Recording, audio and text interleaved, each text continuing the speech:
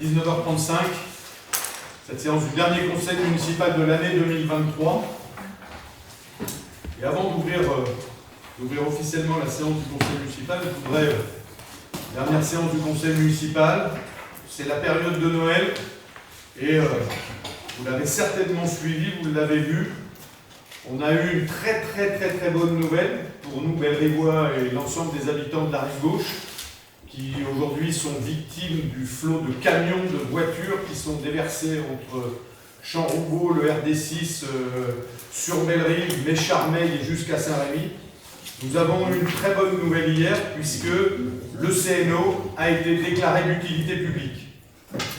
Alors, je voudrais bien évidemment pour ça remercier toutes celles et ceux qui se sont mobilisés, celles et ceux qui étaient sur les ronds-points pour faire des manifestations, celles et ceux qui se sont mobilisés pendant cet été pour signer la pétition de la majorité silencieuse, pour enfin se faire entendre. Cette pétition qui a été faite en ligne, qui a été faite par papier, un peu plus de 2500 signataires, et il en arrive encore et nous allons continuer à les comptabiliser. Et nous le savons tous, c'est un élément qui a pesé très fort, la mobilisation des conseils municipaux aussi, l'ensemble des conseils municipaux de notre communauté d'agglomération se sont mobilisés autour du sujet du CNO. Et bien sûr, les maires, je pense à Vendat, Charmeil, Saint-Rémy, Espinasse, Bellerive, Pozier, et puis surtout, je voudrais avoir une attention toute particulière pour notre député, Nicolas, puisque lui s'est non seulement mobilisé à titre d'élu local, sur le terrain, auprès de nous, malgré un emploi du temps très chargé, mais aussi et surtout, et c'est là où on se rend compte de toute l'importance d'avoir un député de terrain à l'Assemblée nationale, puisque Nicolas a porté haut et fort la voix de cette majorité silencieuse auprès des plus hautes instances de l'État, et je pense notamment au ministre des Transports. On va vous distribuer, je ne sais pas s'il a été distribué, Sébastien, on va vous avez le courrier de Clément Beaune qui annonce donc cette très bonne nouvelle de déclaration d'utilité publique. Bien évidemment, il restera derrière tout ça le fameux contrat de plan État-région, le fameux CTER, qui est en cours de négociation. Et je vais peut-être laisser la parole à Nicolas s'il peut nous en dire un peu plus, notamment sur un éventuel calendrier. En tous les cas, c'est aujourd'hui, mesdames et messieurs, c'est un très beau cadeau de Noël. C'est enfin la lumière au bout du tunnel du contournement nord-ouest. Merci Monsieur le maire, merci chers collègues, bonsoir. Effectivement, donc une bonne nouvelle est arrivée cette semaine, hier d'ailleurs, du ministre des Transports qui, effectivement, alors que ce n'était pas du tout acquis, accepte de déclarer l'utilité publique le projet de contournement nord-ouest de l'agglomération de Vichy. Donc bien sûr, c'est une étape majeure dans ce dossier puisque la procédure va pouvoir se poursuivre. Bien sûr, ce n'est pas la dernière étape, il y en aura encore bien d'autres, mais c'est vraiment une très grande satisfaction. C'est bien sûr le résultat d'une action collective, bien sûr des citoyens autour de l'association dirigée par Jean-Paul Mavel et les associations de riverains. Le résultat des actions des élus, bien sûr aussi de toute sensibilité de notre agglomération, avec le soutien évidemment du département et de la région, une action donc totalement conjointe. Donc une très bonne nouvelle. Donc très heureux que le ministre ait entendu nos arguments, que j'ai bien sûr relayés auprès de lui à de nombreuses reprises, et d'avoir entendu, je mets ça entre guillemets, les attentes fortes locales. Il cite ainsi effectivement dans son courrier les habitants de notre territoire. Donc une bonne nouvelle, la procédure va pouvoir s'engager. Madame la préfète, bien sûr, va maintenant pouvoir sortir son stylo pour signer cette DIP. Bien évidemment, elle voulait avoir, je dirais, le couvert du ministre des Transports. C'est un dossier important, donc elle sollicitait l'aval du ministre des Transports, donc elle l'a, et on peut espérer que d'ici pour les tout prochains jours, elle signera l'arrêté de déclaration d'utilité publique. Vous dire aussi que de nouvelles études auront lieu pour consolider le dossier, notamment sur les aspects environnementaux, pour répondre aux observations de l'enquête publique. Mais ça, l'Adréal va poursuivre son travail en la matière.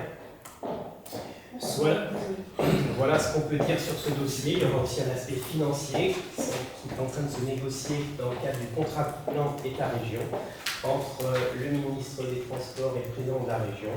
Là aussi, il faudra continuer notre mobilisation. C'est pour ça que je vous invite à continuer à signer la pétition pour, au-delà des aspects juridiques, qui sont encore nombreux, eh bien, les aspects financiers sont aussi réunis. C'est une très belle nouvelle, car c'était une décision qui était loin d'être acquise. Merci mon cher Nicolas. Je vais, avant de commencer le conseil, apporter une réponse qui avait été posée pendant les commissions, et notamment pendant la commission 1, au groupe Bellerive autrement et particulièrement à M. Grèze, qui s'interrogeait sur pourquoi cette délibération sur les apprentis. Eh bien, ces apprentis n'apparaissaient pas dans les tableaux des effectifs. L'apprentissage, c'est pas vous que je vais l'apprendre, est aujourd'hui une formule en matière d'enseignement qui porte ses fruits. Et il nous semblait important, puisque nous avons aujourd'hui un certain nombre d'apprentis pour accompagner ce type de formation très très efficace, eh bien nous avons 4 apprentis au sein de notre collectivité, et comme ils n'apparaissaient pas dans les tableaux des effectifs, que nous ne faisions pas de délibération sur le sujet, et que nous souhaitions mettre en lumière l'action de Bellerive en matière de formation autour de l'apprentissage, eh bien nous avons choisi de faire une délibération pour informer notre conseil municipal sur cette belle démarche de la collectivité de Bellerive envers l'apprentissage.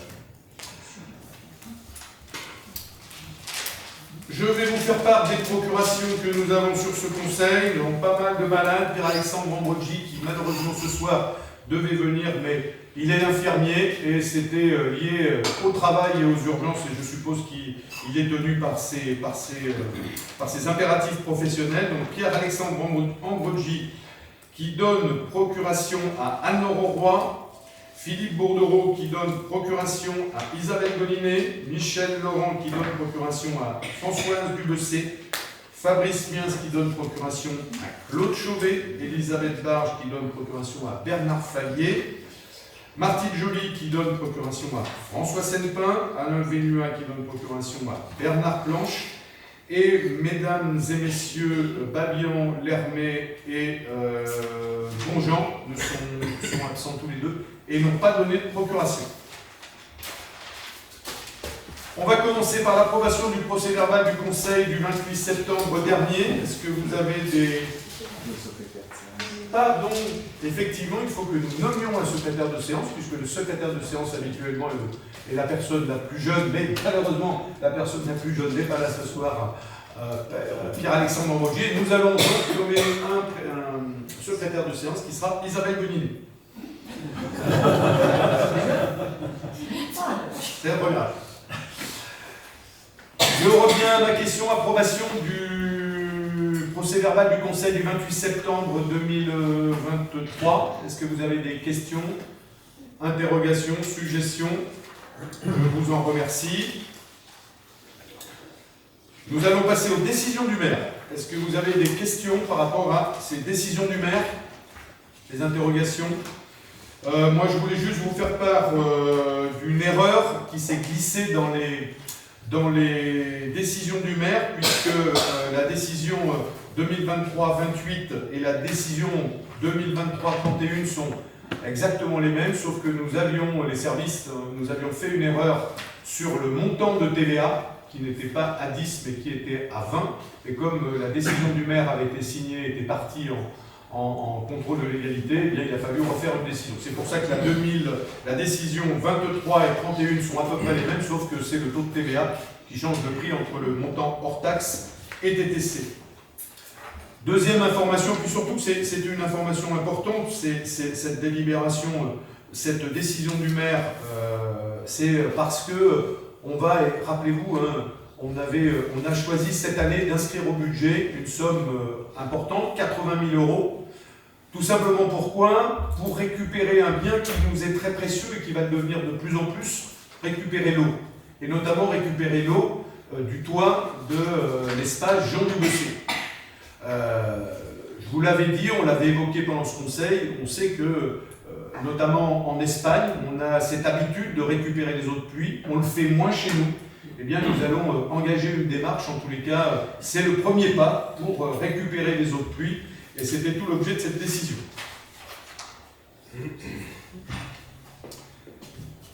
Je vous propose de rentrer dans le conseil municipal avec cette question numéro 2. Nous avons bien eu un départ d'un de nos conseillers municipaux qui a choisi de quitter ce beau territoire de l'Allier, mais aussi pour rejoindre un très beau territoire qui est celui de la Normandie.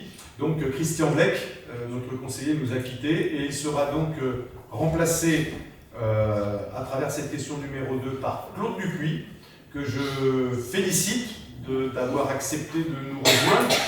Et ça m'a fait penser que quand on a l'habitude quand on fait nos listes au moment des élections municipales, il y a des gens qui sont en fin de liste et qui d'ailleurs souvent se mettent sur les listes en disant mais nous on se met en fin de liste parce qu'on croit à votre projet, on veut participer à l'action, mais on n'a pas véritablement envie de venir. Et ça a été le cas pour Roland et c'est le cas pour Claude. Et je m'en félicite parce que c'est pas toujours le cas.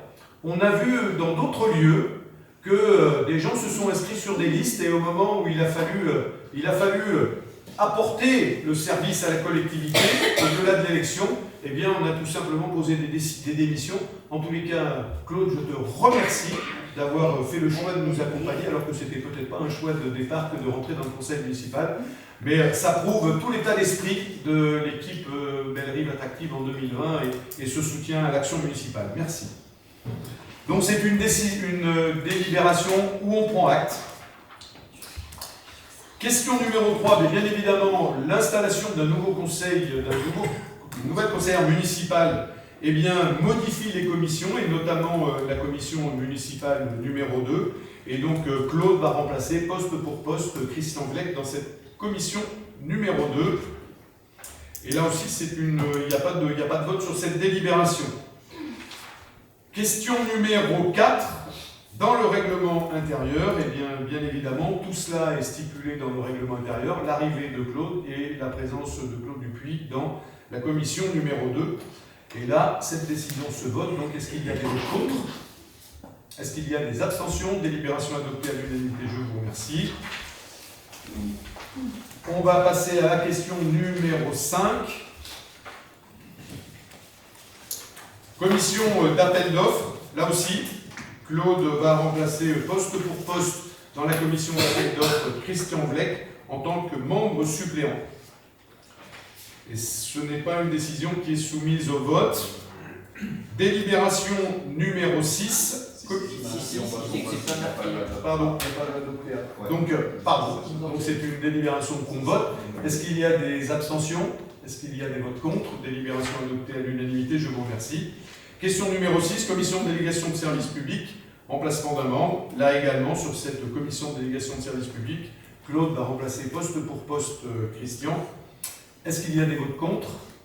Est-ce qu'il y a des abstentions? Délibération adoptée à l'unanimité, je vous remercie. Commission d'accessibilité, personnes handicapées, c'est également la même démarche, remplacement poste pour poste. Est-ce qu'il y a des questions? Est-ce qu'il y a des abstentions? Est-ce qu'il y a des votes contre? Délibération adoptée, je vous remercie. Correspondant défense, question numéro 8. Eh bien là, c'est pas Claude qui va remplacer Christian Vlec, mais Bernard Planche, avec notamment pour compléter ses attributions en termes de président du Souvenir français.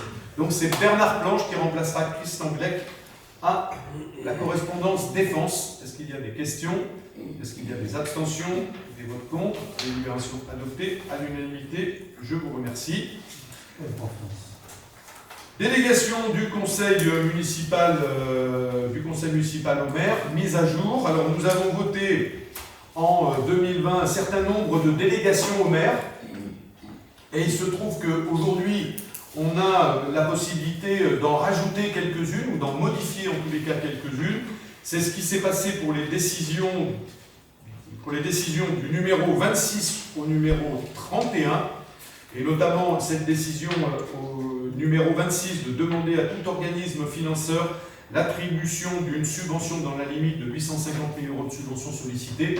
Là, on a pris le montant de la subvention la plus haute et nous sollicitons le conseil municipal si demain nous étions amenés à aller solliciter nos partenaires à plus de 850 000 €. Encore une fois, l'objectif étant de ne pas freiner. Je ne connais pas un seul conseil municipal, mes chers collègues, qui a refusé une subvention pour porter un projet. Donc l'idée, c'est de ne pas freiner, et on sait que des fois, il faut aller très très vite quand on est sur des queues de budget pour demander des accompagnements, des subventions. La décision 27, c'est de procéder au dépôt de demande d'urbanisme. Et là, je souhaite solliciter le conseil municipal quand il s'agira de démolir ou de retoucher un bâtiment public à plus de 40%. En dessous, là aussi, quand on va faire un trou dans un mur, on ne va quand même pas aller solliciter le conseil municipal, mais dès qu'on va toucher à des travaux importants, à des bâtiments publics, au-delà de 40%, il me semblait important que nous sollicitions le conseil municipal. D'exercer au nom de la commune le droit prévu par l'article du droit prévu au I de l'article 10 de la loi 75/1351 du 31 décembre 1975 relative à la protection des occupants de locaux à usage d'habitation. C'est dans le cas où nous viendrions à vendre du foncier appartenant à la collectivité et qui pourrait, le maire pourra, dans le cadre de la vente, mettre des solutions de protection pour les résidents. Dans la décision 29 d'ouvrir et d'organiser la participation du public par voie électronique prévue au I de l'article L123-19 au L de l'article 123-19 du Code de l'environnement, du 1 de l'environnement, là aussi, solliciter l'avis des Bellerivoises et des Bellerivois sur des projets qui ne sont pas soumis à avis d'enquête publique. Le maire aura cette possibilité, par voie électronique, de solliciter l'avis des Bellerivoises et des Bellerivoises dans ce dispositif. Et enfin, la dernière décision, c'est la décision 31, d'autoriser les mandats spéciaux que les membres du conseil municipal peuvent être amenés à exercer dans le cadre de leurs fonctions, ainsi que le remboursement des frais afférents prévus à l'article L 21-23-18 du présent code. En cas d'empêchement, le maire est conformément à l'article L 21-22-17 du CGCT. Les délégations accordées au maire au titre de l'article L 21-22-22 du CGCT seront exercées par Mme Isabelle Melinet. En gros, ça veut dire que Isabelle remplacera le maire dans le cadre d'absence, et notamment à la présidence du conseil d'administration du CCAS ou de la maison Masdorf notamment. Est-ce que vous avez des questions, des interrogations par rapport à cette délibération concernant les délégations du maire? Oui, monsieur Légaud. Merci, monsieur le maire. Pas véritablement une question, mais plus une réflexion. Je rebondis sur ce que vous disiez par rapport aux demandes de subvention. Aucun conseil municipal n'a jamais refusé une subvention. On ne sait pas, mais je tends à vous croire là-dessus. Mais plus globalement, est-ce que une mairie a été dans la capacité de solliciter une subvention parce qu'il fallait réunir un conseil municipal? Plus globalement, vous avez déjà des délégations de pouvoir qui sont conséquentes. Je ne vois pas ce qui justifie d'avoir à en rajouter une fois encore un peu plus, parce que rien ne nous empêche de pouvoir gérer au quotidien la ville correctement. Et l'information et le vote des conseillers municipaux que nous sommes tous est aussi très important dans la démocratie locale. Donc je ne pense pas qu'on ait eu dans les 3 dernières années et beaucoup plus loin dans le passé eu à souffrir d'un manque de délégation à votre endroit ou à celle de vos prédécesseurs. Donc je ne suis pas sûr que ce soit vital de rajouter ces délégations, parce que ce sont des délibérations, enfin des dossiers qu'on verra encore moins qu'on ne le voit aujourd'hui, finalement. Et vous avez tout à fait raison, hein. Je pense que vous le dites très justement, les maires ont toujours eu la main sur cette décision, d'aller solliciter des subventions, et cette liberté de solliciter les subventions. De toute façon, à un moment ou à un autre, le conseil municipal, et vous le voyez au démarrage des projets, dès qu'on va mettre en place le financement du projet, vous savez bien évidemment exactement ce qui a été sollicité en termes de demande d'accompagnement et de subvention. Encore une fois, le conseil municipal de Verdun se réunit tous les 3 mois. Pour les conseils qui se réunissent beaucoup plus souvent, effectivement, le besoin ne se fait pas forcément entendre. Je pense que perdre 3 mois pour aller demander une subvention qui est une évidence pour l'ensemble des conseillers municipaux de cette ville, je crois que ce serait une erreur et je pense qu'il est important que, encore une fois, c'est une décision pour aller chercher de l'argent pour accompagner des projets. Ce n'est pas une décision où on va dépenser, où on laisse la possibilité au maire de dépenser comme il l'entend. C'est une décision où il va chercher de l'argent, où il va chercher à construire au meilleur intérêt de la collectivité le projet qui se décide. Non, mais il n'y a pas que ce... C'est des mots. Vous m'avez fait part de votre réflexion, je vous donne ma réponse. Plus globalement. Et rien ne vous empêche de réunir le conseil municipal plus souvent. Également, pour faire vivre la démocratie locale. Point. On ne va pas réunir le conseil municipal pour faire des demandes de subventions.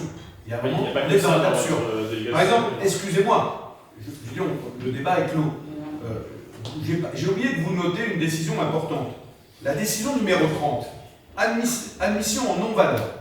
Eh bien, d'habitude, c'est une décision du maire. Eh bien là, vous voyez, puisque là, je prendrais la décision, je pourrais prendre la décision tout seul, à un moment de dire, bon ben, on fait fi de la dette que certains doivent à la collectivité.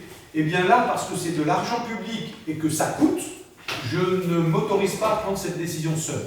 Et là, pour le compte, je sollicite le conseil municipal. Parce que c'est un coût. Je vous remercie. Est-ce qu'on va passer au vote? Est-ce qu'il y a... Pardon? Oui, je dois préciser. Peut-être une précision. Ces décisions font l'objet d'une information obligatoire lors du conseil suivant, lors de la prise des décisions, comme ce que nous venons de faire en début de conseil. Le conseil sera informé dans tous les cas. Dans tous les cas, dès qu'on fait des demandes de subvention, le conseil est bien évidemment informé. Est-ce qu'il y a des votes contre?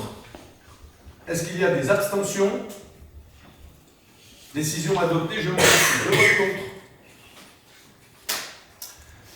Mise en place du référent des désignations, du référent déontologue de l'élu local du CDG 03. Donc la loi nous oblige aujourd'hui à avoir un référent déontologue qui a pour vocation d'accompagner les élus.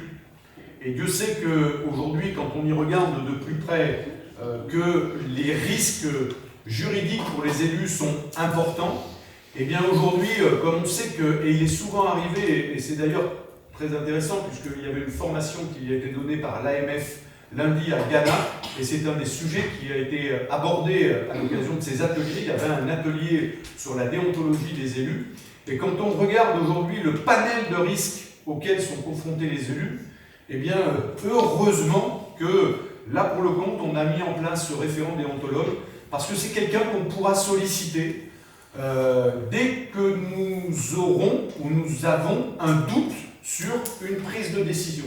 Et c'est tant mieux parce que souvent des élus se sont retrouvés dans des situations complexes, compliquées, devant des tribunaux, alors qu'il n'y avait pas d'enrichissement, que la volonté profonde était de faire bien, mais que malheureusement, quand on n'a pas toujours la personne ressource pour répondre, dans nos collectivités comme Bellerive, Vichy, QC, dans la communauté d'agglomération, puisque c'est des choses qui sont ouvertes, on a un service juridique qu'on peut solliciter, mais il y a plein d'autres petites communes qui n'ont pas forcément accès à ces solutions juridiques, et il y avait un vrai risque pour les élèves de se retrouver devant des tribunaux, parfois dans des conditions un peu compliquées.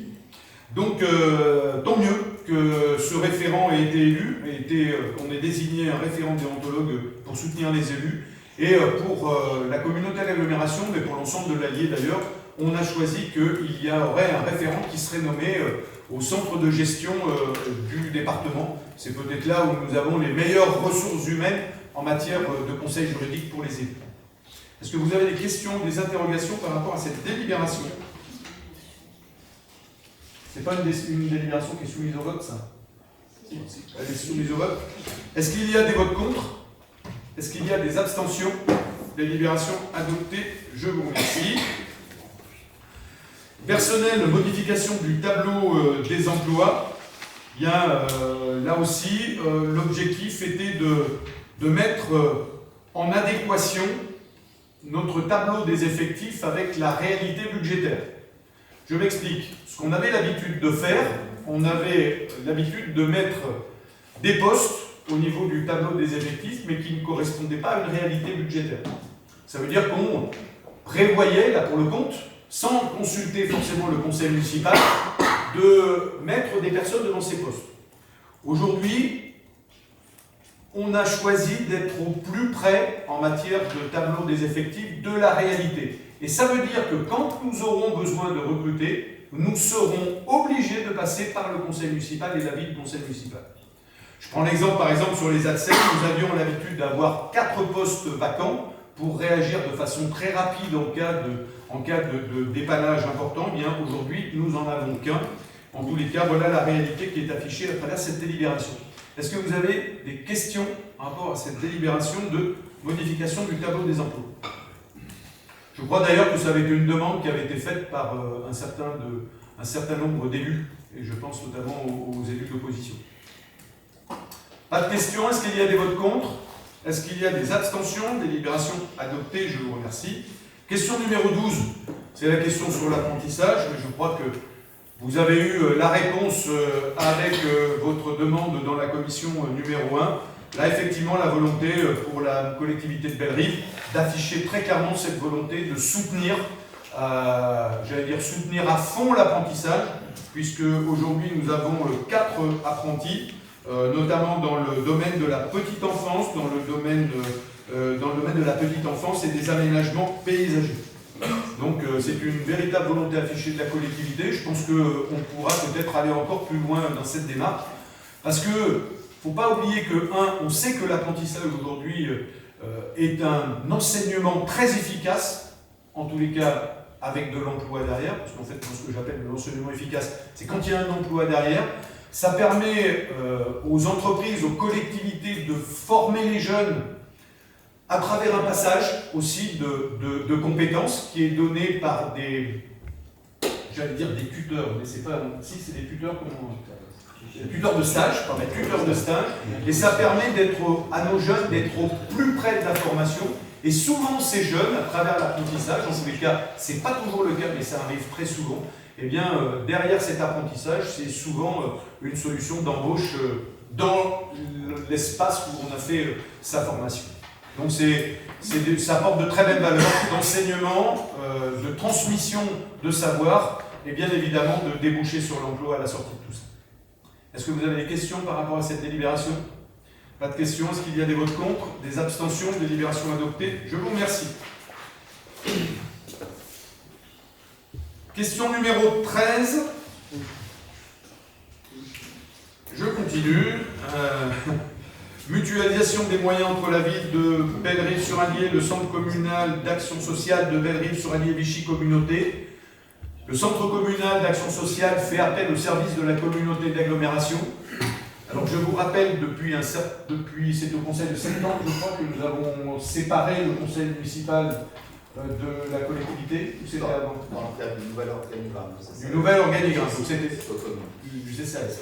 Dans le cadre du nouvel organigramme, donc le CCAS n'est plus lié à la collectivité, même s'il est financé budgétairement par la collectivité, mais il n'est plus lié à la collectivité. Ça veut dire qu'il n'y a plus de relation fonctionnelle de management entre la collectivité et le CCAS. Et bien évidemment, dès que le CCAS va solliciter les services de la communauté d'agglomération, eh bien, il y aura un coût de facturation. Donc, les coûts de facturation seront faits à la ville de Bellerive, et la ville de Bellerive refacturera au CCAS, je pense notamment aux accompagnements sur le plan numérique, je pense que c'est sur le plan parfois comptable aussi, en matière de finances, que le CCAS va solliciter les services de la communauté d'agglomération. En tous les cas, il y a une logique de facturation qui doit se mettre en place entre les deux établissements via la collectivité de Bellerive. Est-ce que vous avez des questions par rapport à cette délibération? Est-ce qu'il y a des abstentions? Est-ce qu'il y a des votes contre? Délibération adoptée, je vous remercie. Question numéro 14.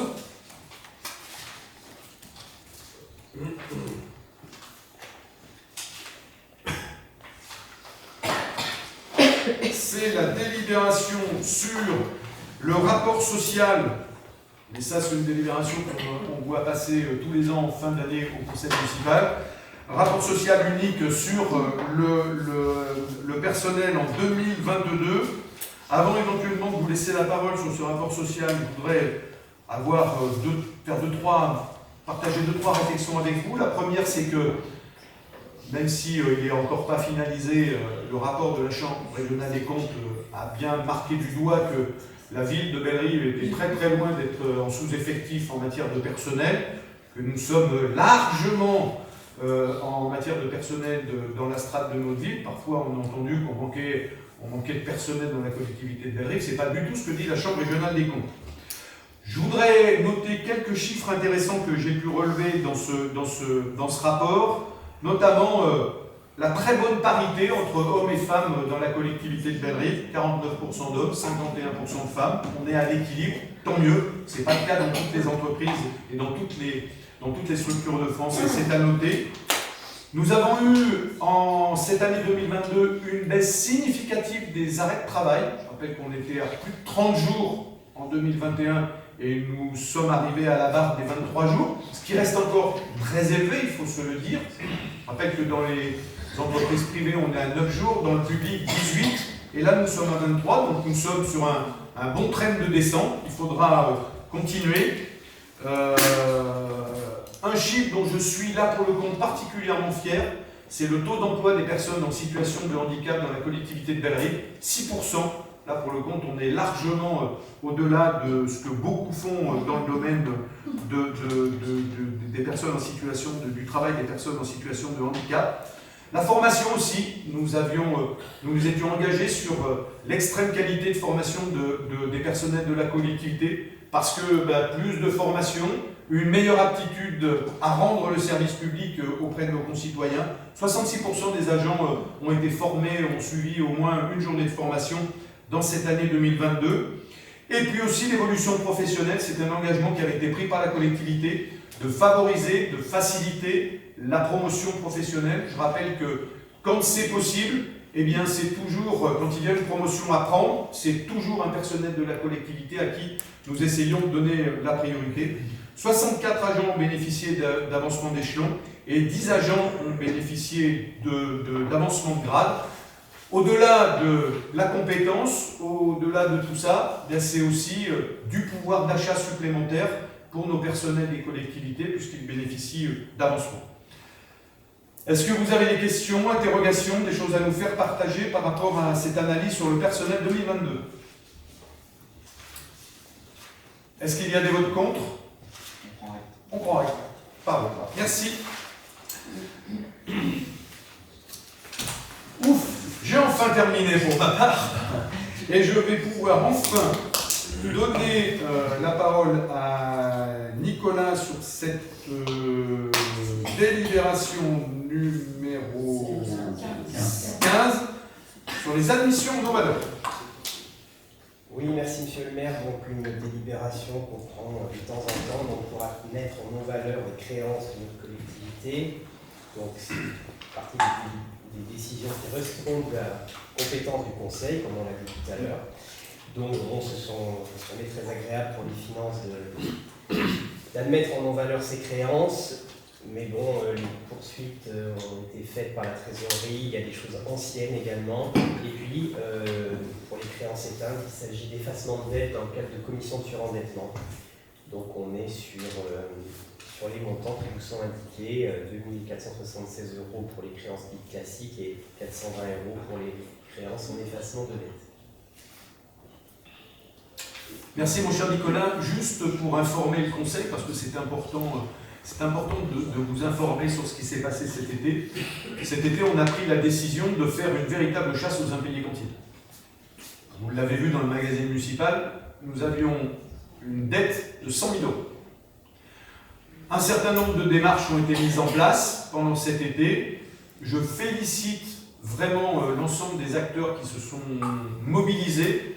Je pense notamment à Françoise Dubessé, Frédéric Després, et surtout, bien évidemment, le service d'éducation qui a fait un travail considérable. On a décidé d'être proactif sur le sujet. On a envoyé des courriers aux mauvais payeurs on va se dire les choses, on a menacé, parce que je ne pouvais plus accepter, et l'équipe municipale, et cette équipe municipale ne pouvait plus accepter cette espèce de logique qui continuait à augmenter les tarifs de cantine auprès des bons payeurs pour compenser le déficit des mauvais payeurs. Donc on a décidé de s'en prendre à celles et ceux qui ne payaient pas la cantine, et vous voyez que le travail était super payant, puisque je faisais le point cet après-midi avec nos services, nous sommes à 65% de recouvrement de la dette. Ce qui veut dire que ça a été un travail colossal, et on va se dire les choses, souvent la dette s'est accumulée par rapport à des gens qui se disaient au fond, puisqu'on ne nous sollicite pas plus que ça, eh bien on continue à creuser la dette. Et là on a envoyé aujourd'hui un courrier à l'ensemble des familles pour rappeler que maintenant ça n'était plus acceptable et que nous ne laisserions plus passer et plus courir. Et donc, encore une fois, aujourd'hui, je félicite les services qui ont travaillé grandement là-dessus et qui ont permis aujourd'hui un recouvrement de 65% de cette dette. Sur le reste à charge, pour être très clair, c'est des familles sur lesquelles on n'a plus, comment je dirais, de moyens de pression aujourd'hui, puisque les enfants ne sont plus dans les écoles de Bellerive, donc on ne peut plus faire la menace à l'interdiction de cantine. En revanche, la procédure continue, elle ne passe pas encore dans les admissions en non-valeur, puisque là, c'est les services de l'État et les services de la trésorerie qui maintenant engagent de nouvelles procédures, qui vont, eux, sur des lettres de relance, sur des saisies, et voire font appel à l'huissier si besoin. Mais en tous les cas, voilà, je voulais vous faire partager aussi ce beau travail, puisque ce beau travail de la collectivité et du service population, puisque en gros, vous avez compris que sur 100 000 euros, 65%, c'est 65 000 euros qui ont été récupérés pour la collectivité. Et au moment où l'argent public se fait rare, croyez-moi, ça fait du bien. Est-ce que vous avez des questions, des interrogations par rapport à cette délibération en admission non valeur? Est-ce qu'il y a des votes contre? Est-ce qu'il y a des abstentions? Délibération adoptée, je vous remercie. Je vais donner la parole, avant de donner la parole à Nicolas sur le 7DM. Bon, c'est un exercice que vous connaissez, les décisions modificatives dans la période actuelle où il est très... Avant, on avait l'habitude de faire un budget, ça ne bougeait pas d'une oreille, le budget était tracé sur l'année. Aujourd'hui, on utilise la décision modificative, ça nous permet d'être hyper agile. Et notamment, je pense à une des conséquences de ces décisions modificatives, ça veut dire qu'on a trouvé le moyen de mobiliser la somme de 220 000 euros, puisqu'on a une balayeuse, et je sais que la propreté de la ville est un sujet cher à nos concitoyens, et on avait une balayeuse qui, malheureusement, commençait à nous coûter beaucoup d'argent, et les services m'avaient interpellé sur l'urgence et l'importance de la changer. Donc nous avons trouvé ces solutions-là. Pour rien vous cacher, on était au Salon des maires, et la bonne nouvelle, c'est qu'au Salon des maires, on a trouvé le produit qui allait bien nous aller, qui était en deçà du budget qu'on a mobilisé, mais là aussi, ça va peut-être nous permettre, parce que là aussi, les services nous interpellent, de mobiliser cet argent sur le parc automobile, parce qu'on a un parc automobile là aussi qui est vieillissant, qui n'a pas été assez entretenu, et ça veut dire qu'aujourd'hui, le coût de réparation des véhicules commence à coûter très cher à la collectivité, donc nous pourrions peut-être mobiliser ces sommes pour acheter des véhicules. Voilà ce que je voulais vous dire avant de laisser la parole à Nicolas, qui va rentrer plus précisément dans l'explication de cette décision modificative. Merci Monsieur le maire. Donc, dernière décision modificative de l'année qui est très limitée dans son enjeu financier, puisque vous voyez qu'elle consiste à augmenter notre budget de 42 000 euros globalisé sur les deux sections. Donc si je rentre dans le détail, donc en fonctionnement, nous avons dû augmenter de 40 000 euros la dotation d'amortissement suite à l'entrée en vigueur de la nouvelle nomenclature comptable. Nous devons désormais amortir nos équipements en respectant la règle pro rata temporis. Je ne vais pas rentrer dans le détail. Enfin, il fallait abonder un peu plus ces dotations d'amortissement. Bon, ce n'est pas de l'argent qui sort, ce sont des opérations comptables. D'ailleurs, vous trouvez cette somme en recettes d'investissement. Donc, voilà pour ça. Nous avons dû légèrement augmenter les charges financières, 6 000 euros, compte tenu de la date de déblocage de l'emprunt cet été, 6 000. Et donc, nous avons pu équilibrer cette section par une diminution du chapitre 65 sur lequel nous avions des risques. Voilà pour le fonctionnement. Pour l'investissement, Donc sur les dépenses, d'abord, on diminue le chapitre 20, donc le chapitre des études de 60 000 €, deux raisons. Il y avait des crédits, presque 50 000 € pour une étude de rénovation énergétique, mais la consultation était infructueuse, donc ces crédits ne seraient pas de toute façon consommés. Et puis nous avons une économie sur l'étude de récupérateur d'eau sur Monzières, on a pu récupérer 12 000 €, donc ce qui fait 60. Sur le chapitre 21, les acquisitions, comme l'a dit Monsieur le maire, l'augmentation s'explique principalement par l'acquisition d'une balayeuse que nous n'avions pas prévue initialement, mais les besoins sont urgents. Donc on doit prévoir cette dépense. Voilà, et on a réussi à l'équilibrer en diminuant le chapitre travaux 23, c'est essentiellement sur des lignes où on avait quelques marges, notamment sur les travaux des récupérateurs de Monzières, on avait un peu plus prévu qu'il ne fallait, et sur les travaux du POSEC également, ainsi qui permet d'équilibrer sans trop de difficultés. Ensuite, vous avez une opération patrimoniale, au chapitre 041, vous avez la dépense et la recette, c'est des opérations comptables d'intégration d'études. Et en recette, je voulais expliquer donc la recette d'amortissement, et puis on diminue un peu les recettes de subvention pour être au plus juste, car il ne faut pas prévoir des recettes qu'on ne pourrait pas, dont on n'a pas la certitude de percevoir avant le 31 décembre. C'est notamment la subvention du département pour les travaux de voirie, impasse des Penets, Fauvette. On n'a pas l'accord définitif, mais on l'aura sûrement l'an prochain. Et puis donc on diminue 22 000 €. Voilà, sachant qu'on a par contre, on inscrit les amendes de police, 19 000 €, qu'on n'avait pas prévu, donc il y a du plus et du moins sur cette ligne de moins 22 000. Voilà, monsieur le maire, messieurs, mesdames, chers collègues. Merci, mon cher Nicolas. Est-ce que vous avez des questions par rapport à cette décision modificative? Juste une petite réflexion. Enfin, vous l'avez dit, c'est une décision modificative mineure. Elle ne remet pas votre politique en question. Hein. Donc, n'ayant pas voté le budget en début d'année, on s'abstiendra sur cette décision modificative. Très bien. Est-ce qu'il y a des votes contre? Est-ce qu'il y a des abstentions? 2 abstentions. Délibération adoptée. Je vous remercie. Eh bien, cher Nicolas, je te laisse la parole sur les autorisations de programme de crédit de paiement. Oui, donc c'est une mise à jour de cette délibération qu'on a instituée en 2020 pour des programmes pluriannuels. On a différentes opérations qu'on gère sous cette façon, autorisation de programme de crédit de paiement. On met à jour notamment la maison des associations. Il y avait une erreur, on avait prévu le montant hors taxe, et c'est bien en TTC qu'il faut la prévoir aussi dans cette délibération. Bon, aucune surprise, mais c'est juste une rectification formelle. Est-ce qu'il y a des questions par rapport à cette autorisation d'exécution des dépenses d'investissement 2024? Est-ce qu'il y a des abstentions? Est-ce qu'il y a des votes contre? Décision adoptée à l'unanimité, je vous remercie. Appel d'offres, appel d'offres, souscription de contrat d'assurance. 18, pardon, je vais trop vite. J'en ai sauté une. Pardon. Autorisation d'exécution des dépenses d'investissement. Donc, comme chaque année à cette époque, on vous propose de prendre cette délibération pour, encore une fois, autoriser le maire. Décidément, qu'est-ce qu'on autorise, ce maire? Avant le vote du budget, effectivement, à dépenser de l'argent. pour qu'il puisse engager des dépenses d'investissement. Autant en fonctionnement, il peut engager le budget de l'an dernier, enfin de l'année précédente. Autant sur l'investissement, il faut qu'on présente cette délibération. Il peut engager, bien évidemment, enfin, payer les restes à réaliser.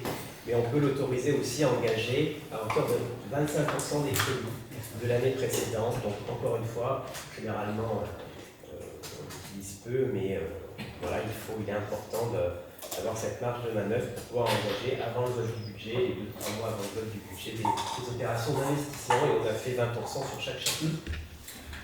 Oui, pour compléter, là aussi, décision de bon sens. Cette décision, vous voyez, on ne peut pas bloquer la machine de l'investissement, même y compris pendant 3 mois. Et donc, c'est un peu pour répondre à la question qu'on se posait tout à l'heure, il faut qu'il y ait des solutions pour que la collectivité puisse territoriale puisse quand même poser. Est-ce que vous avez des questions par rapport à cette délibération? Pas de questions. Est-ce qu'il y a des votes contre? Est-ce qu'il y a des abstentions? Délibération adoptée à l'unanimité, je vous remercie. Cette fois, c'est la question numéro 19.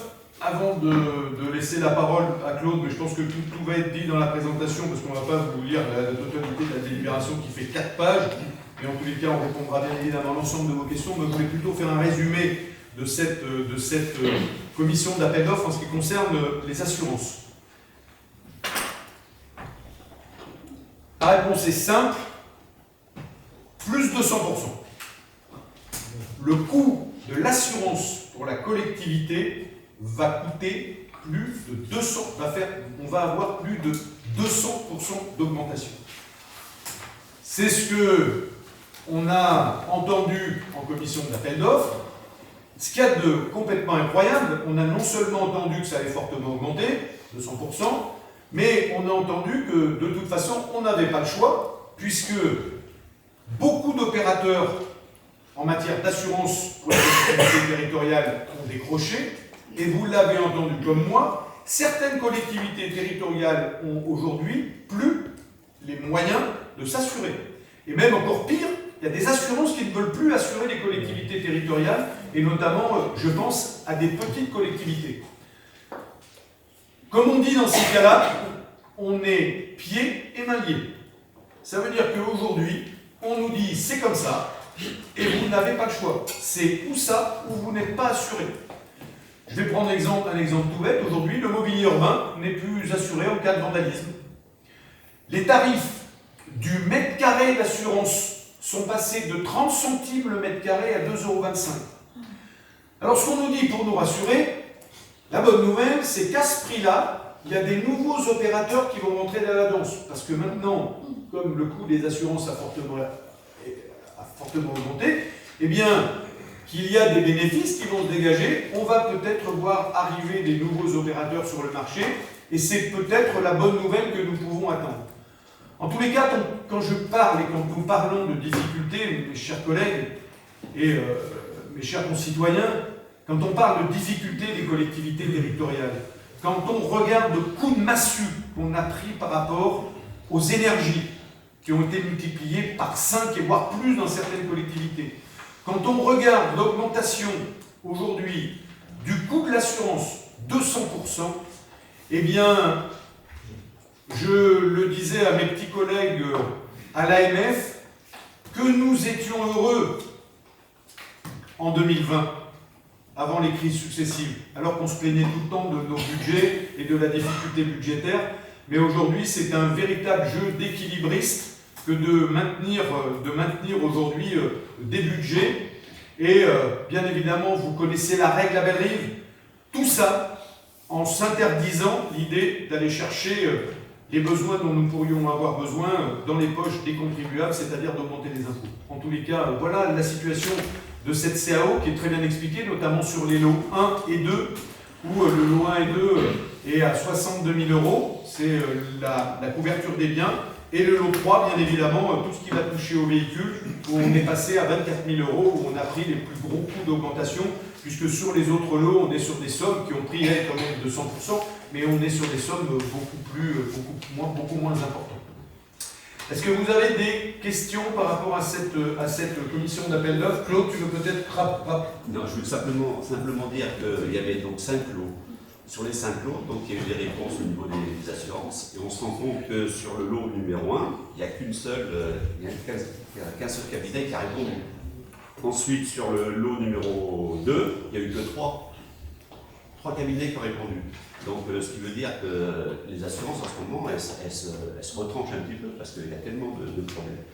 Le lot numéro 3, il n'y a qu'une seule offre. Le lot numéro 4, il y a eu 2 offres. Et le lot numéro 5, 2 offres aussi. Donc, vous voyez, sur un appel d'offres public... on n'a pas pléthore de candidats. Voilà. Voilà, donc comme on a décidé quand même de s'assurer, comme on dit, on paye. Est-ce que vous avez des questions par rapport à cette délibération, des interrogations? Est-ce qu'il y a des votes contre? Est-ce qu'il y a des abstentions? Délibération adoptée. Je me dis qu'à un moment, il faudra bien que ça s'arrête quand même, parce que là, à un moment, la situation devient un peu intenable. Question numéro 20, convention de groupement de commandes. Donc c'est pareil. Claude, pareil. Ouais, c'est pareil, c'est tous les ans, on revient avec Un groupement de commandes. ce groupement de commandes. Donc après, ce sont des avenants qui, par rapport à Vichy, communauté. Donc voilà, c'est... On a toute une liste qui est à la fin, hein, notamment c'est tout ce qui va toucher à partir de diagnostic immobilier. Vous avez diagnostic de pollution, études géothermiques, études de programmation. C'est les avenants qui ont été rajoutés aujourd'hui sur ce groupement de commandes. Contrôle, mission et ainsi de suite. C'est tous les avenants, comme dit M. le maire. Est-ce que vous avez des questions par rapport à cette délibération? Est-ce qu'il y a des votes contre? Est-ce qu'il y a des abstentions? Délibération adoptée, je vous remercie. Question numéro 21, et là je laisse la parole à Anne-Laure ou Bernard, comme vous voulez. Honneur aux dames, c'est la parité, ça.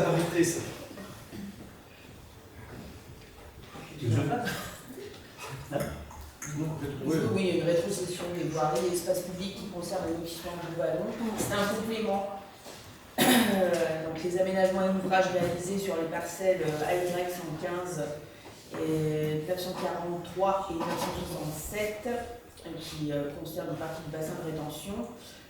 Pour les deux dernières, pardon, ça n'avait pas été rétrocédé, donc il est proposé de compléter la rétrocession à la ville de Belle-Rive avec la parcelle AY 115 d'une contenance de 205 mètres carrés. Les aménagements sont terminés, ils seront donc prochainement remis à la collectivité. Donc comme dans tous les cas, à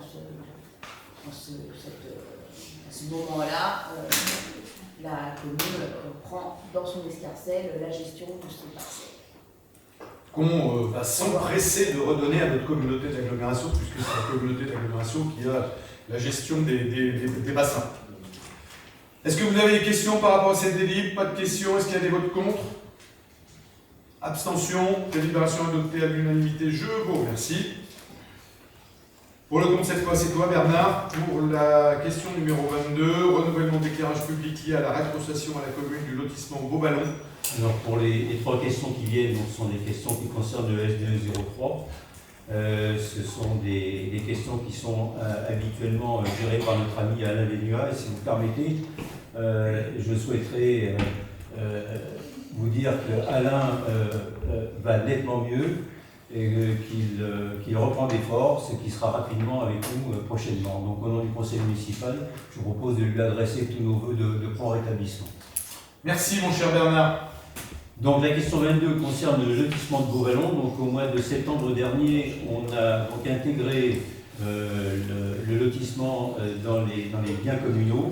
On vient de faire un petit avenant et on va en profiter pour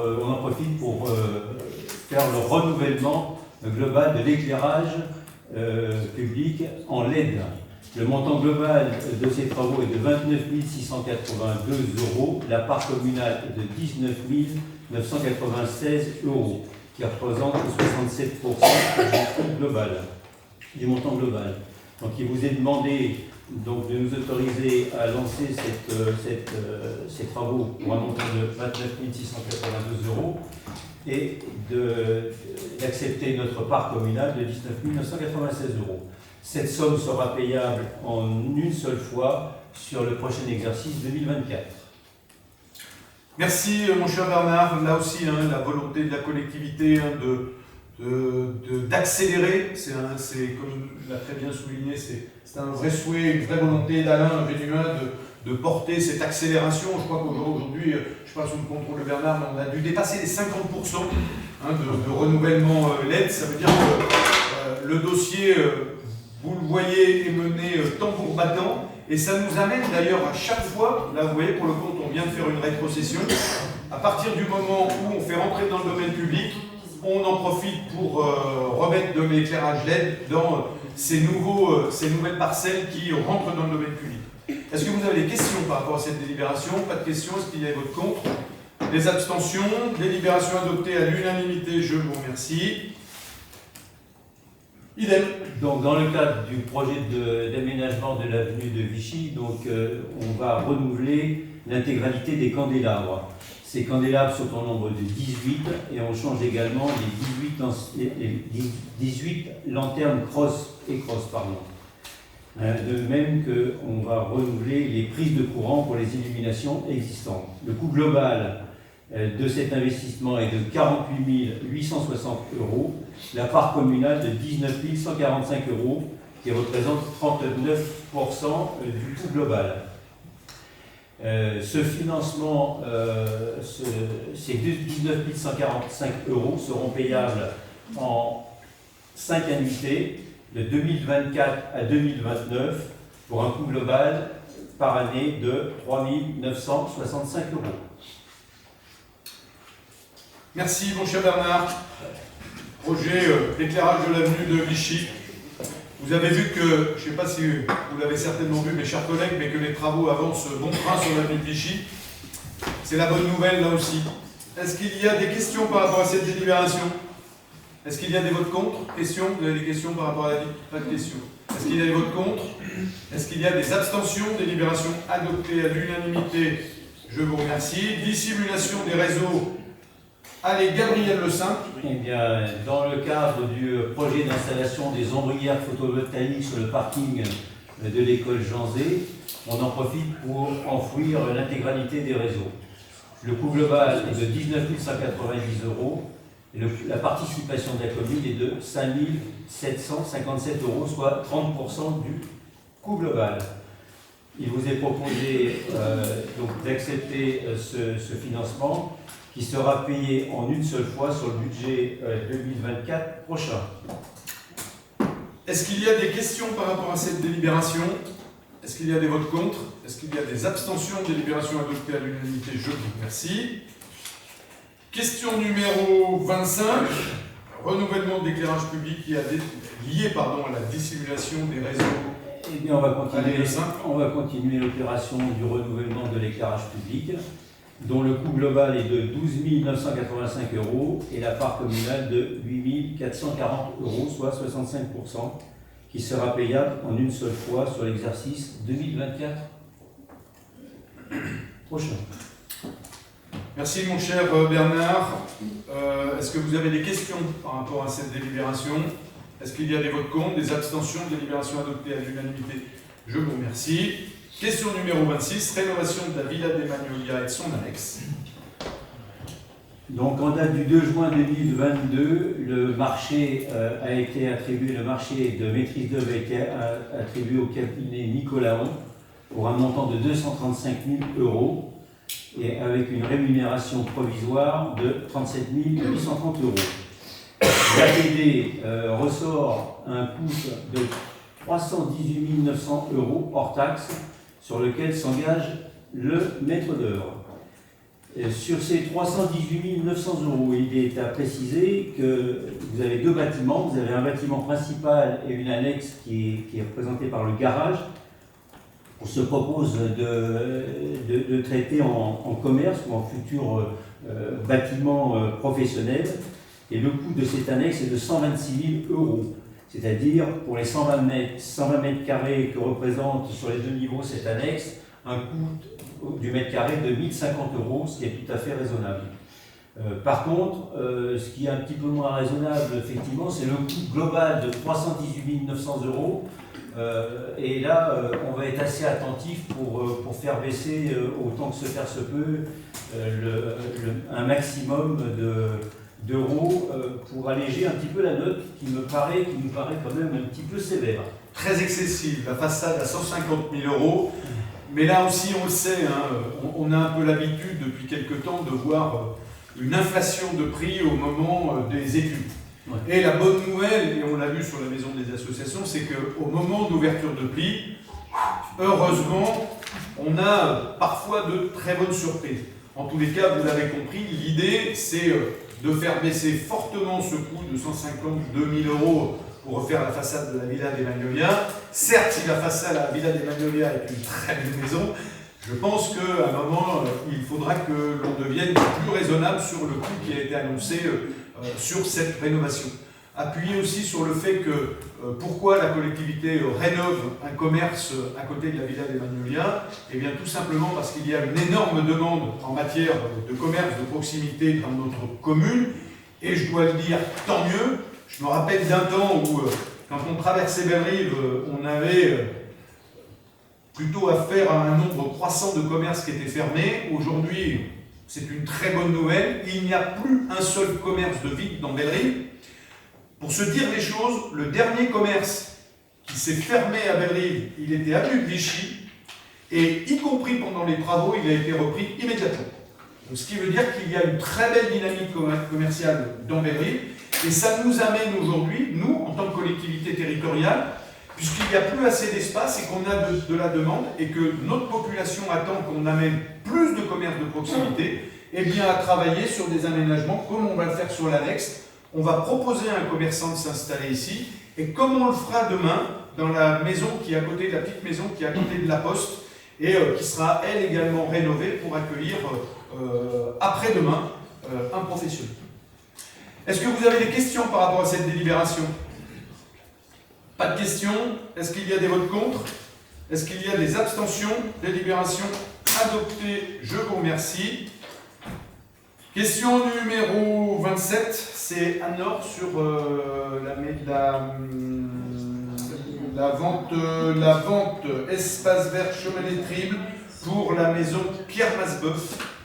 Oui, il s'agit d'une parcelle AH632 qui représente une superficie de 728 mètres carrés qui jouxte en fait l'EHPAD Masboeuf et que nous proposons de laisser à l'euro symbolique. À l'EHPAD qui a un projet donc, de jardin clôturé pour l'unité Alzheimer de cette EHPAD. On sera très content déjà de voir un morceau de la commune servir à permettre aux gens d'Alzheimer de prendre l'air, de faciliter la surveillance et de permettre justement d'être en dehors des murs, tout en ayant une sécurité pour le personnel, pour la surveillance de ces malades. Ça rentre dans le cadre d'un projet qui est porté par l'EHPAD Masboeuf. Je suis président de cette EHPAD et là, je félicite vraiment la directrice qui va porter un projet de plus de 3 millions d'euros de rénovation de l'EHPAD Masboeuf, qui est un EHPAD, je le rappelle, de 90 lits, qui est un EHPAD encore à taille humaine, qui a un taux de remplissage à plus de 98%. En fait, il y a une vraie demande et aujourd'hui, il y avait une vraie volonté de travailler sur cette unité Alzheimer et en fait de descendre l'unité Alzheimer du premier étage au rez-de-chaussée et comme l'a très bien expliqué Anne-Laure, pour justement permettre aux personnes atteintes de la maladie Alzheimer de pouvoir se balader dans le parc en toute sécurité et sans presque trop de surveillance pour avoir un maximum de liberté puisque le parc sera entièrement clos et c'est la raison pour laquelle bien évidemment l'équipe municipale n'a pas hésité à lâcher pour l'euro symbolique ces 700 mètres carrés de terrain pour faire en sorte que nos résidents de l'EHPAD Masboeuf vivent ce moment le mieux possible. Est-ce que vous avez des questions par rapport à cette délibération? Est-ce qu'il y a des votes contre? Est-ce qu'il y a des abstentions? Délibération adoptée. Je vous remercie. Syndicat intercommunal cuisine locale de Cusset, continuité d'exploitation, c'est Françoise qui présente cette délibération. C'est moi. Je présente toute une délibération. Merci. Vous le savez, on est en train de travailler à la mise en place d'une cuisine territoriale pour le bien manger de nos enfants. La très bonne nouvelle, c'est qu'on va améliorer considérablement le bien manger de nos enfants. Et en attendant que le dispositif soit complètement verrouillé sur le plan administratif, et comme c'est un projet qui est porté par les 3 collectivités, Vichy, QC, pardon, 4 collectivités, Vichy, QC, Bellerive et Le Vernet, qui vient de nous rejoindre, eh bien la ville de Cusset s'est proposée de continuer l'activité administrative le temps nécessaire que le CIBU soit complètement finalisé, et puis surtout qu'on ait commencé à financer une trésorerie par rapport au CIBU. Est-ce que vous avez des questions par rapport à cette délibération? Est-ce qu'il y a des votes contre? Est-ce qu'il y a des abstentions? Délibération adoptée, je vous remercie. Réalisation d'une unité territoriale de restauration collective avenant numéro 1 à la convention de groupement de commandes. Françoise? C'est la même chose, c'est le CIVU va remplacer Le groupement le groupement commun. Voilà, c'est que là pour le compte, le CIVU, on va le voter, enfin on va voter la participation de Rive tout à l'heure. En fait, ce syndicat va, dès qu'il sera nommé et qu'il sera en autonomie financière, remplacer aujourd'hui le groupement de commandes qui est fait par nos 4 communes. Est-ce qu'il y a des questions par rapport à cette délibération? Est-ce qu'il y a des votes contre? Est-ce qu'il y a des abstentions? Délibération adoptée, je vous remercie. Et nous allons, pour le compte, rentrer dans le vif du sujet dans ce dispositif CIVU, puisque nous allons mettre en place, ce CIVU va fonctionner avec des délégués et des suppléants qui sont mis en place par les collectivités. Ils sont au nombre de 3 pour Vichy, 3 pour QC, 3 pour Bellerive et 2 pour le Vernet. Et donc je vais peut-être laisser la main à Sébastien, puisque là, pour le compte, on va rentrer dans une logique de vote, puisqu'il y aura des candidats. Tout à fait. Donc dans ce CIVU, nous devons élire 3 délégués titulaires et 3 délégués suppléants. La première, on va procéder par étapes. La première des étapes, c'est de recueillir les candidatures, voilà, à ce CIVU, en tant que titulaire ou en tant que suppléant. Donc voilà, peut-être messieurs de l'opposition, je ne sais pas si vous avez des candidatures à présenter ou pas. On attend de voir les votes d'abord. Très bien. Donc, qui est candidat pour la majorité municipale au poste de titulaire? Nous avons 3 candidatures. François Sempin, Françoise Dubessé, Frédéric Després. Donc tant qu'on y est, on va annoncer aussi les postes de suppléants, comme ça vous laissera le loisir de savoir si vous êtes candidat ou pas. Sur les postes de suppléants, nous avons Isabelle Goninet, Raymond Grosjean et Claude Chauvet. Je me permets d'intervenir pour peut-être expliquer notre position sur le sujet. D'abord, on se réjouit que ça aille dans le bon sens sur la cuisine centrale. On en a parlé dès les premiers conseils municipaux et on était alignés. C'est une proposition qu'on portait aussi d'améliorer la nourriture et les conditions pour nos enfants, donc c'est très bien. Alors sur ce sujet des délégations, des délégués au CIVU, on vous avait proposé lors du dernier conseil et lors des commissions, dans une logique de co-construction, de réfléchir avec tous les groupes du conseil municipal à la diversité des profils parmi les 3 délégués au CIVU, dans l'intérêt des enfants, dans l'intérêt aussi d'une logique de co-construction, d'autant que c'est une proposition, le CIVU et cette nouvelle configuration qui était aussi dans nos programmes de campagne respectifs.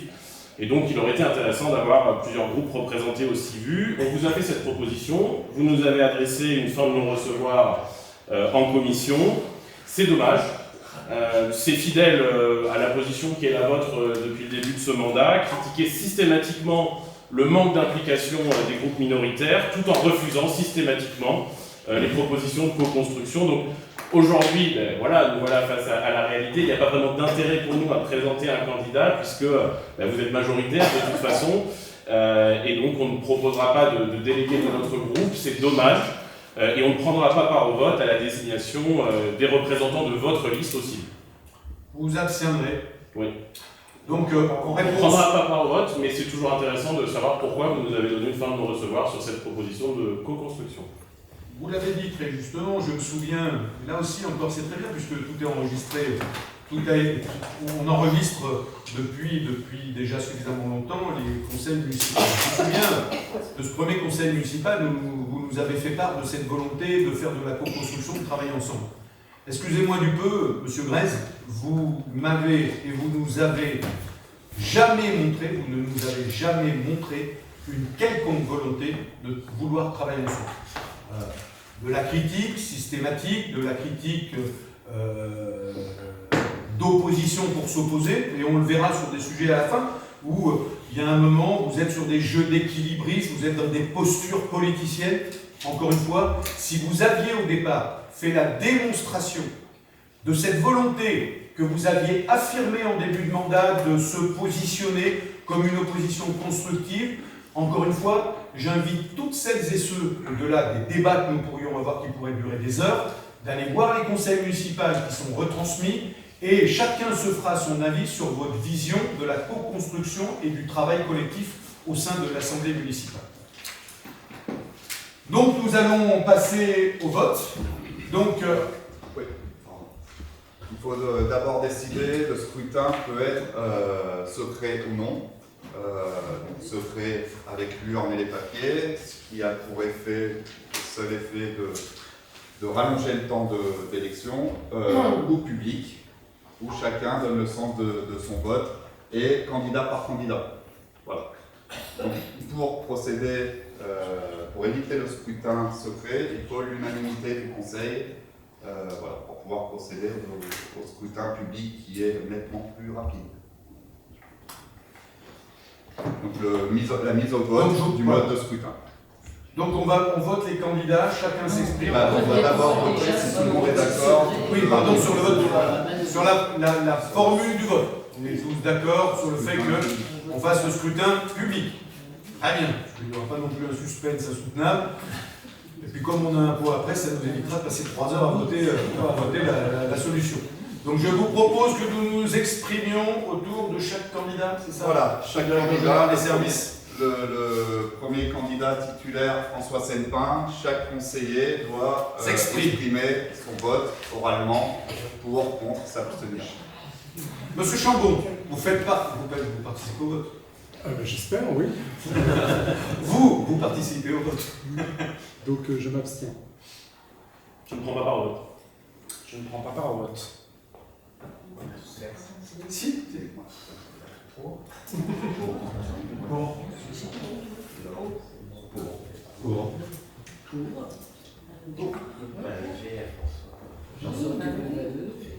Pour la candidature.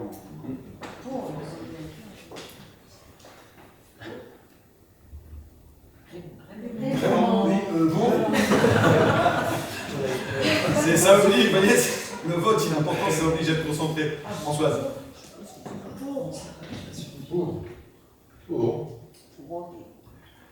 Ça paraît peut-être lourd, mais si on respecte la réglementation du vote, ça doit être exprimé. Et c'est pas à main levée, ça doit être exprimé clairement. Merci de votre confiance. Premier titulaire, Françoise Dubosset. Deuxième titulaire, pardon. Monsieur Chambon, on recommence l'exercice. Pour. Je ne prends pas part au vote. Je ne prends pas part au vote.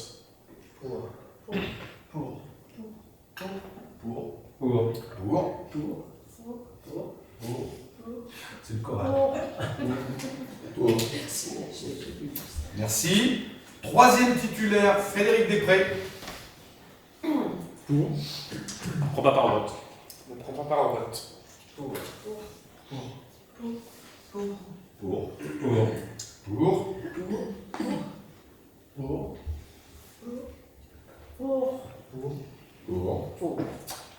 Merci.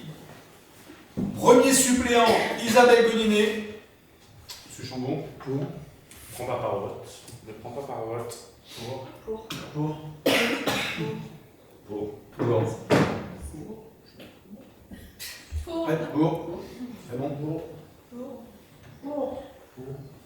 bon. Merci.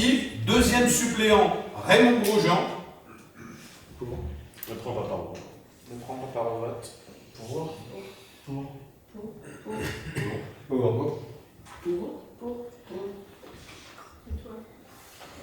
Oui, vote pour toi. Les parents, tu peux voter pour toi. Ghislaine.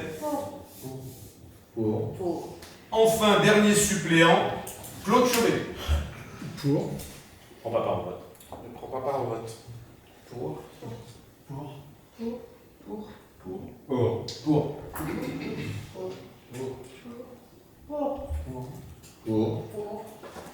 Merci.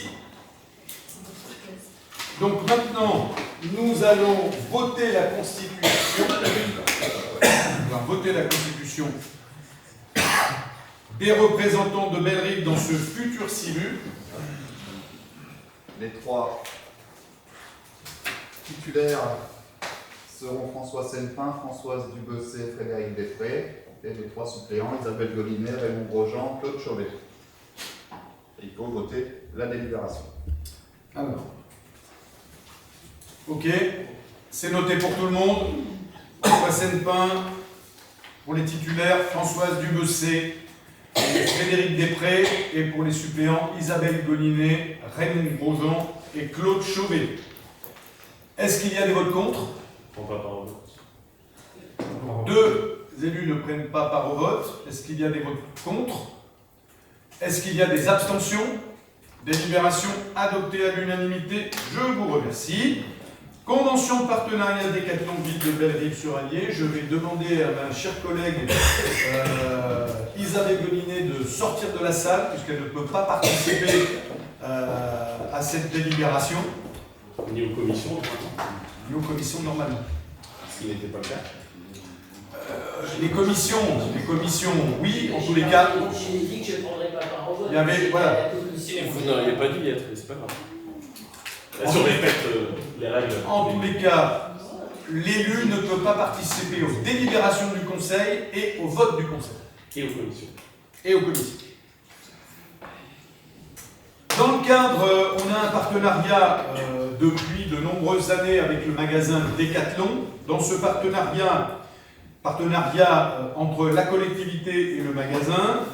Pour le magasin Décathlon, c'est d'accompagner la collectivité en termes de matériel sportif, et notamment matériel sportif pour nos écoles, pour nos associations à hauteur de 1 200 €, de participer à la récompense des différentes actions sportives qui sont organisées dans la collectivité, notamment le mérite sportif et le mérite culturel à l'occasion du forum des associations, et aussi de participer à l'hivernal, puisque la société Décathlon nous remet pour 1 000 € de chèques cadeaux que nous remettons à nos sportifs à l'occasion de cette hivernal qui avait lieu la semaine dernière, et on a pu remettre tout ça à nos valeureux sportifs qui se sont présentés à cette compétition. De l'autre côté, la ville accompagne sur le plan logistique la société Décathlon, notamment autour du trocathlon, de la journée de la chasse et du Vidal Sport. Et également la collectivité s'engage auprès de Décathlon à travers le forum des associations, les courses cyclistes et l'hivernal, d'informer les habitants sur le partenariat entre la ville et Décathlon. Est-ce qu'il y a des votes contre, des questions par rapport à cette délibération, M. Vaz? Oui. Est-ce que vous souhaitez d'abord, avant que j'intervienne, revenir sur la modification que vous avez faite entre la commission et le conseil de la convention? Le retrait d'une compensation? Oui, il y avait une formulation. Il y avait une formulation, mais qui a été retirée, oui. Oui. Qui a été retirée. Mais vous expliquez pourquoi elle avait été mise peut-être et ensuite retirée? Alors, j'étais pas à la commission, moi. Celui ou celle qui était à la commission peut peut-être expliquer. Qu'est-ce que c'est? Il y avait une formulation qui disait faciliter les démarches administratives, comme on le fait pour toutes comme on le fait d'ailleurs pour tous les organismes de Bellerive. Hein, pour les entreprises, à travers Facileco? Non. Dans la convention, il avait été marqué. Je sais pas ce que les yeux. Il était marqué faciliter les démarches administratives du magasin, telles les autorisations de déballage et les autorisations d'ouverture du dimanche. Ce qui, a priori, ne peut pas être monnayé par une entreprise en échange de soutien financier à des initiatives. Je pense que c'est pour ça que ça a été retiré. C'est pour ça que ça a été retiré, mais vous comprenez bien que ça ne faisait pas partie de la convention. Ça l'était jusqu'à ce qu'on le remarque en commission. Parce qu'aujourd'hui, c'est la volonté de la collectivité que d'accompagner toutes les entreprises et faciliter la vie des entreprises, justement, en ce qui concerne les ventes ou les ventes du dimanche et les ventes au déballage. C'est une vraie volonté à travers Facileco d'accompagner nos entreprises. Mais là, effectivement, dans le cadre d'une convention de partenariat, ça peut prêter à confusion. Et oui, vous avez raison. Voilà, donc typiquement, c'est l'occasion de dire que c'était une logique de co-construction, puisqu'on a identifié quelque chose qui nous paraissait problématique, on vous l'a soulevé en commission, que ça a été retiré et que ça va dans l'intérêt de la commune. Voilà, c'est intéressant de le souligner. Merci, M. Grez. On avait voté? Non, on n'avait pas voté. Est-ce qu'il y a des votes contre? Il faut voter après les débats, c'est bon. Est-ce qu'il y a des votes contre? Est-ce qu'il y a des abstentions? Délibération adoptée, je vous remercie. Madame la première adjointe, vous pouvez rentrer. C'est parti.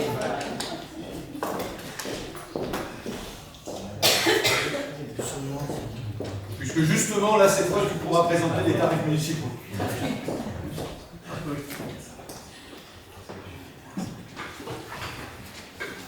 Donc là, on va voter les tarifs municipaux, il n'y a pas grand changement. Il y a simplement un changement au niveau, on a mis un tarif pour la demi-salle du château. Enfin, c'était pas la demi-salle, la demi-journée. Voilà, la salle du château du Beau, on a créé un tarif forfaitaire pour la demi-journée. Et sinon, pour les travaux en régie, on a mis en cohérence les tarifs liés à l'utilisation des véhicules et du matériel suite à l'augmentation du coût de l'énergie. Sinon, il n'y a aucun tarif qui a été modifié. Donc, dans la délibération, là, on doit approuver les tarifs des supports de communication, des occupations du domaine public, du cimetière, les locations des salles pour la vie civile, les prestations et locations de matériel logistique et les travaux en régie et l'inscription au cours de l'hivernage. Est-ce qu'il y a des questions par rapport à cette délibération? Oui, monsieur Desmouches. Juste une petite question tout à fait technique. Par rapport à la création du tarif demi-journée du coup à la salle du château, c'est une demande qui vous a été exprimée par les exploitants par rapport à une demande qui pourrait exister? Voilà, c'était bête, des fois il la prenait juste le matin pour une réunion le matin et il n'y avait qu'un tarif à la journée. Donc c'était pour ajuster justement. Justement pour faciliter l'accès aussi à cet espace, puisque notamment on a des réunions du BNI qui s'organisent le matin tôt et ils le prennent je crois qu'ils doivent utiliser la salle de 7h à 10h du matin, donc c'était un peu idiot de les faire payer toute la journée pour quelques heures d'utilisation.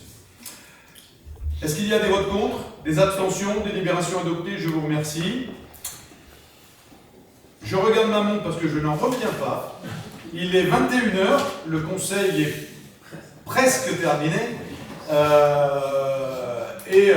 Je vous invite tout à l'heure, à l'issue de ce conseil, à profiter, vous savez, c'est une habitude à Bellerive, du dernier conseil municipal. Mesdames et messieurs qui nous avez fait plaisir de venir, d'ailleurs, vous êtes bien évidemment cordialement invités. Il y aura un petit pot dans la salle Marca pour fêter la nouvelle année, ces fêtes de Noël et le dernier conseil municipal. Avant cela, nous avons une motion qui a été déposée par le groupe Bellerive Autrement. Je vais laisser le groupe Bellerive Autrement s'exprimer sur le pourquoi de cette motion. Tout à fait, merci monsieur le maire. Merci d'avoir diffusé la motion également. On a constaté plusieurs imprécisions, disons, sur notre position, sur le projet de CNO, tant dans le magazine municipal que sur vos réseaux sociaux. On a eu l'occasion d'en parler déjà en conseil. Et donc on devait rétablir un certain nombre de faits et clôturer pour de bon, j'espère, les fausses informations et interprétations sur ce qui se dit et se vote ou ne se vote pas dans cette assemblée. Donc pour la troisième fois, nous soutenons le projet de CNO. Nous pensons qu'il est très positif d'avoir reçu la déclaration d'utilité publique aujourd'hui. Nous vous avons fait parvenir la motion la veille, donc on ne pourra pas nous accuser de retournement de veste suite à des évolutions de décision nationale, puisque la nôtre était datée du 12, la lettre est datée du 13, donc au moins on ne pourra pas nous accuser de cela. Et là aussi, comme vous l'avez rappelé, les Bellerivoises et les Bellerivois pourront aussi aller vérifier en vidéo quelles ont été nos positions, au-delà de ce qui peut être dit par les uns, les unes et les autres. Donc d'abord, je parle en mon jeu, mais je parle au nom du groupe, m'associe à vos mots en début de conseil pour remercier celles et ceux qui se sont mobilisés sur ce projet, mais aussi les anciennes équipes de toutes les couleurs politiques et de toutes les communes, puisque c'est un projet qui est porté depuis près de 15 ans. Alors vous avez proposé lors du précédent conseil une motion de la majorité qu'on a découverte sur table, et nous vous avions expliqué que pour nous il n'était pas responsable de voter un tel texte sans aucune mention de la question environnementale. Sujet qui non seulement nous tient à cœur et fait partie de notre ADN, mais c'est aussi un enjeu vital pour la survie de nos écosystèmes, pour notre qualité de vie, et surtout pour permettre à ce projet d'advenir. Et j'expliquerai pourquoi. Donc comme nous l'avions proposé, vous l'aviez refusé, mais c'est pas grave, on le fait quand même, nous soumettons à cette assemblée la même motion que la vôtre, en faveur du CNO donc, mais en intégrant une mention complémentaire qui est la vigilance sur l'impact environnemental de ce chantier. Et donc vous pourrez constater qu'il s'agit exactement de la même notion que la vôtre, avec une mention supplémentaire qui est, parmi les engagements et les demandes à l'État, prendre l'arrêté de déclaration d'utilité publique, c'est fait, c'est tant mieux. Inscrire les crédits nécessaires dans le contrat plan État-région, c'est à venir, on l'espère. Et nous avons rajouté cette phrase, s'assurer également que le projet final respecte les normes les plus strictes de préservation, conservation et compensation environnementale, ainsi que la prise en compte de toute alternative possible afin d'atteindre les objectifs de tranquillité, de développement économique et de réduction des nuisances mentionnées dans l'ensemble de la motion, et ce, tout en garantissant la plus grande vigilance sur la protection des zones protégées traversées par ce projet, dont nous avons la responsabilité d'assurer la préservation. Pourquoi est-ce que nous devons nous engager impérativement pour le respect des normes environnementales les plus strictes, non seulement pour la survie de nos écosystèmes, qui sont fragiles, mais aussi parce que si on ne prend pas cet engagement, c'est le projet du CNO lui-même qui est mis à risque, comme l'a montré les résultats de l'enquête publique, qui pointent des enjeux sur ces sujets. Donc, si nous posons cette motion et cette phrase complémentaire, c'est pour le bien du projet et pour la préservation de notre environnement que nous avons donc la double responsabilité d'agir. Et je pense, j'espère, qu'on pourra trouver un consensus au sein de ce Conseil sur ce sujet. Je sais que vous avez aussi à cœur les préoccupations environnementales, vous prenez des décisions en ce sens, avec les panneaux solaires, avec le photovoltaïque, avec un certain nombre d'actions. Et je sais que vous avez aussi à cœur de mettre toutes les chances de notre côté pour la réussite de ce projet, pour la quiétude des riverains de notre ville. Et donc je vous invite toutes et tous à relire, si vous le souhaitez, cette motion, qui est la même que la vôtre, avec la phrase complémentaire sur les préoccupations environnementales, et à voter pour. Et j'espère aussi que vous ferez la promotion de cette initiative de notre part en faveur du CNO avec autant de vigueur et peut-être plus de clarté dans vos communications politiques que vous ne l'avez fait sur nos précédents votes et positions. Je vous remercie. Merci, monsieur Grez. Vous voyez, ce propos-là me conforte dans la décision que j'ai prise avant. Mais vraiment, tout simplement parce que vous faites de la politique. Je comprends bien aujourd'hui votre souci. Vous avez raison. On a présenté une motion de censure, qui a été présentée dans toutes les villes de la communauté d'agglomération. On a tous voté la même. Il y a un groupe qui aujourd'hui chicaya, c'est vous. Encore une fois, vous êtes aujourd'hui sur un sujet, je vous invite à lire le courrier du ministre, et je vous invite à lire les conclusions de l'enquête publique. Bien évidemment que tout ce qui va toucher à l'environnement doit être revu, corrigé, amendé, adapté. C'est ni vous ni moi qui avez la compétence pour savoir quelles sont exactement les définitions de ce qu'il faut faire pour répondre à ces attentes. Mais comme l'autre fois vous n'avez pas voté, en invoquant ce que vous avez dit tout à l'heure, eh bien, et vous vous rendez compte que derrière tout ça, il y a eu un certain nombre de pétitionnaires, nous avons signé. Je ne vous ai pas coupé, monsieur Grez, je ne vous ai pas coupé. Je ne vous ai pas coupé. Je répondrai à mais vous ne répondrez pas après, le débat sera clos. Non. Le débat sera clos, monsieur. C'est pas un débat. Vous avez présenté, je réponds. Et après, c'est fini. Donc encore une fois, vous essayez aujourd'hui de faire une pirouette parce que vous voulez essayer de rattraper, et bien évidemment, une erreur que vous avez fait au dernier conseil en ne votant pas cette motion. Monsieur Grez, encore une fois, je ne vous ai pas coupé. Respectez le débat. Mais il n'y a pas de débat. Bon, fin du débat. Puisque, encore une fois, vous voyez bien que je suis tout à fait heureux d'avoir pris la décision que j'ai prise tout à l'heure. Parce qu'encore une fois, avec vous, le dialogue est impossible. Vous êtes dans la politique politicienne et vous êtes là juste pour avoir le dernier mot sur une motion parce que vous vous rendez compte qu'au fond, aujourd'hui, il y a 2500 pétitionnaires, que vous n'avez jamais été là, vous n'avez jamais vu sur un rond-point, vous n'avez certainement pas fait signer les pétitions et aujourd'hui, vous essayez de rattraper les choses. C'est un mensonge. Monsieur Grez, fin du débat. Monsieur Grez, fin du débat. Monsieur Grez, fin du débat. Je ne vais pas vous rappeler le règlement intérieur. Donc stop. Donc encore une fois, vous avez présenté votre projet, je vous fais la réponse, pas lieu d'ouverture au débat, et maintenant, on va passer au vote. Donc vous êtes contre? On va passer au vote. Qui est pour la motion déposée par Bellerive Autrement? Qui est contre la motion déposée par Bellerive Autrement?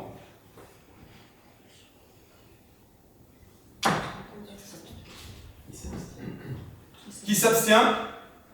Donc une abstention, 2 votes contre, et donc après il faudra faire le calcul avec les... Deux votes pour. Deux votes pour, pardon. Une abstention, 2 votes pour et tout le reste. Merci. Avant d'aller prendre le pot dont je vous ai parlé tout à l'heure, je voudrais faire part d'une date importante qui se déroule dans notre commune ce week-end. C'est aux sources de Noël, le village de Noël.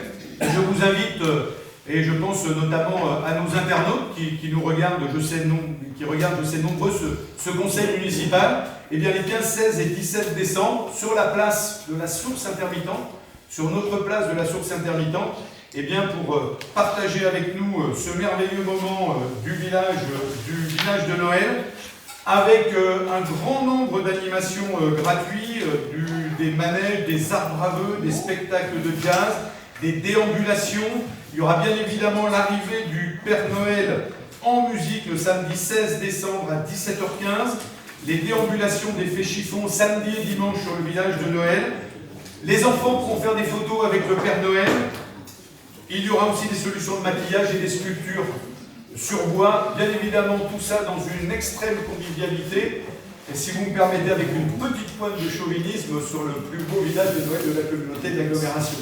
Je vous invite, mes chers concitoyens aussi, à un deuxième temps fort, celui de la rentrée.